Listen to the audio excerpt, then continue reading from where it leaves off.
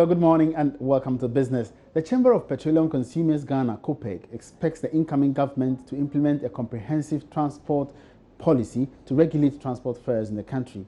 The current deregulation of the downstream petroleum sector has seen some consistent increase in transport fares to the detriment of consumers. In an interview with Joy Business, Executive Secretary of the Chamber, Duncan Amwa, noted formulating a transport policy has become necessary to prevent arbitrary increases in lorry fares, which consumers say is unfair. There's more in this report.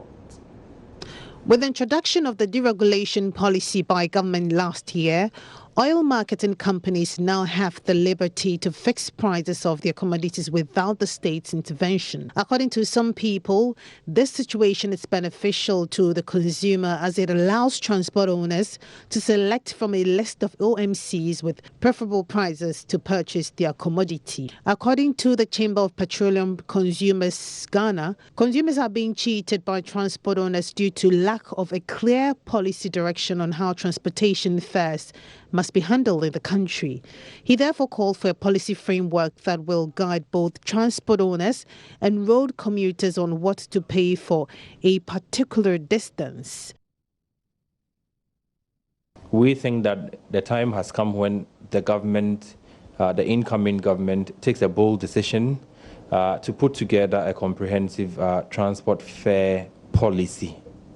Per this, we are looking at a stakeholder forum where we all come to a consensus that it is either a plus or minus game. So when fuel prices should go up by, say, 10%, because fuel is not the only thing that goes into running a public transport system, probably the consensus could be that transport fares will go up by 4 to 5%.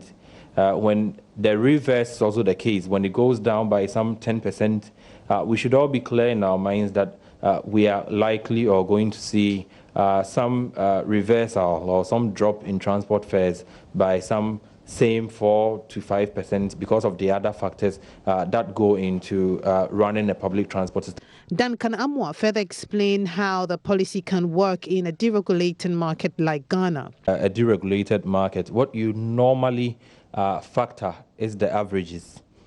You may not be able to get a unique figure for everyone, but averagely we can measure that per this month fuel prices went by some 2 to 3% or some 5%, as we all have seen. It doesn't mean every single OMC would do 5%. Some would even do less, some could do more. But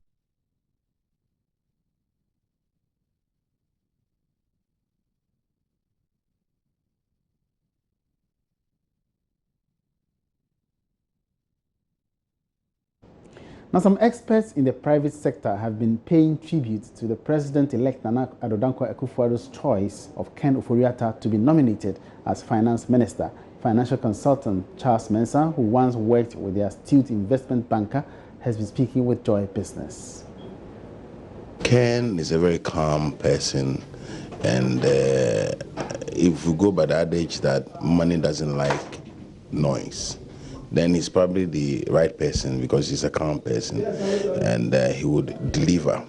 But as to whether he will get support from the various sectors, because it's a public sector that you are going to deal with, and they have different approaches, you know, in dealing with you as a person.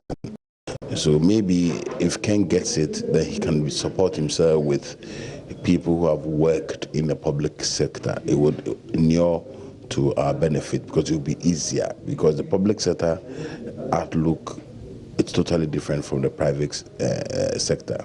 The public sector believe in procedures, time, they don't rush them. But at the same time, so you need certain things to be done. If you push them too much, I want this report, they'll rush it, and in no time, they'll leave the dots and the comments and all those ones. So this is my challenge, that if ever he gets nominated as the finance minister, because the constitution says that the deputy ministers must be appointed in consultation with the finance minister, this can be brought to bear, that will have people either from Parliament, people who have worked in the public sector, because it's very, very important. Very, very important. That's all in business for now. More business news updates at midday. My name is Emmanuel Abuaji. We are fit.